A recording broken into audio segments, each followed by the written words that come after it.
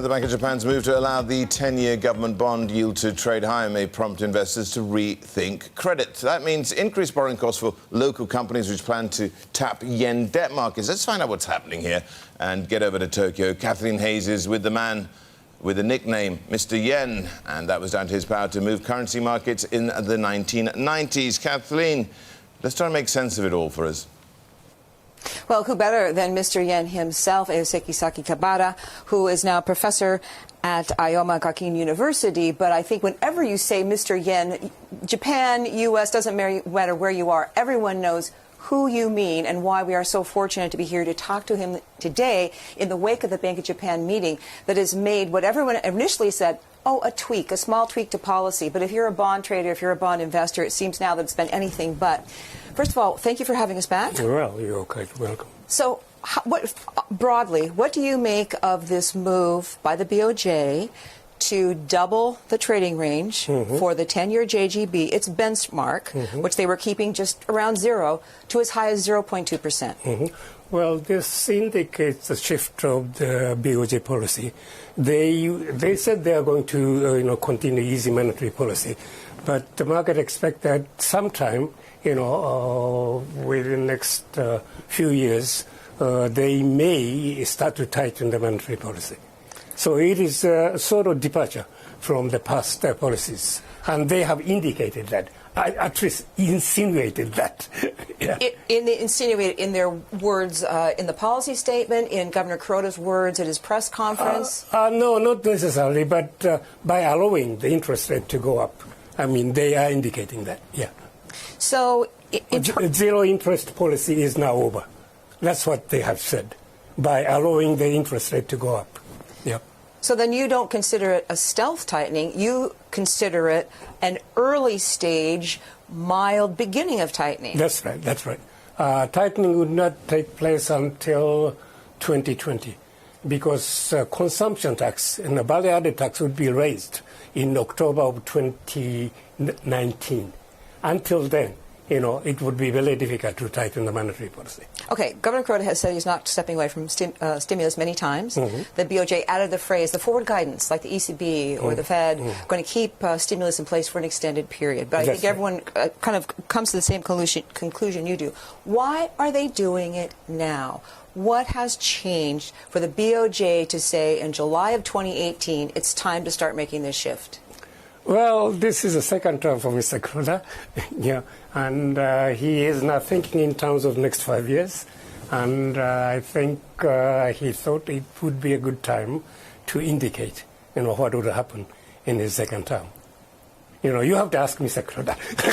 This is my guess. So what happens next? How high do you think they'll allow the 10-year JGB to go at this point? Well, they will probably choose a very gradual path. They wouldn't really, want the rate to, skyrocket. And they have really toned it down, right? Yes. Yesterday, yeah.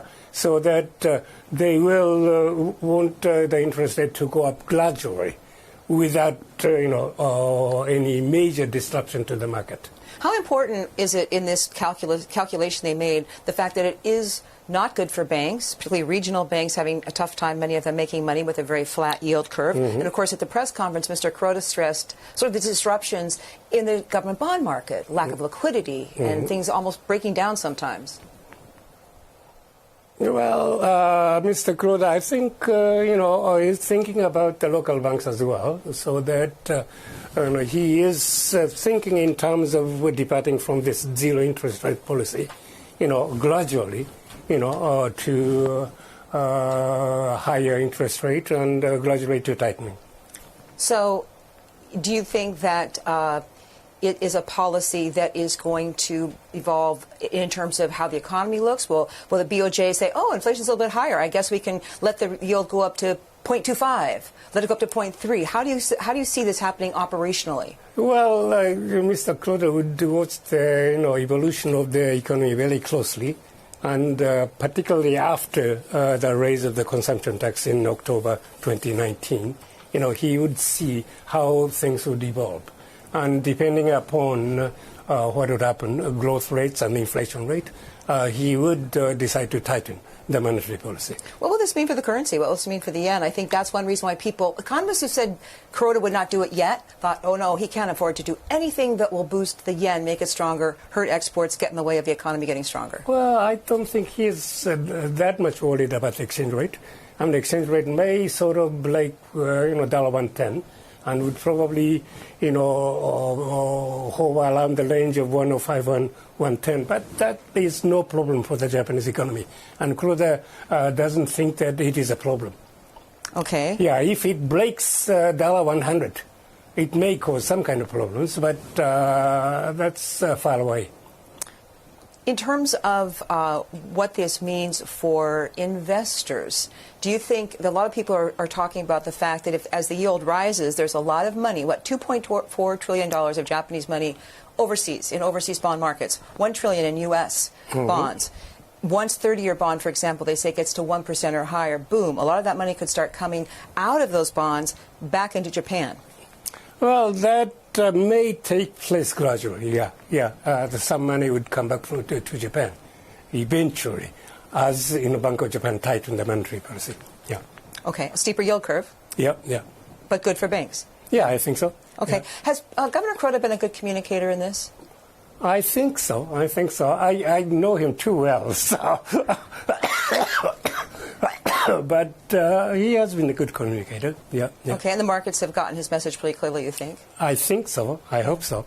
So is, Deputy Governor Amamiya spoke yesterday. He is the father of yield curve control. That's is right. he the person you think who is driving this shift now in yield curve control, this widening the range, this beginning of moving to tight? Is he the one behind this? Yeah, Amamiya will take place, Mr. Kuroda, when Mr. Kuroda retires. So he is the key person in Bank of Japan, and Mr. Kuroda trusts him. Yeah, so whatever sort of remarks he makes is the remarks of the entire BOJ. And you're saying the next BOJ governor, presumably? Yeah, I think he will become the next BOJ governor, because it has been the rule that Minister of Finance and BOJ alternate, to become the president. Yeah. All right. The governor himself. Okay. Yeah. Well, the chief, that's for sure. Yeah. Eisuke Sakakibara, thank you so very much for joining us. Saying very clearly, no doubt in his mind, yes, the BOJ has taken the turn towards a gradual move, eventual tightening. I think this was a lot of people have been wondering about. According to Mr. Yen, that's where the BOJ is, and that's where they're going, Rish.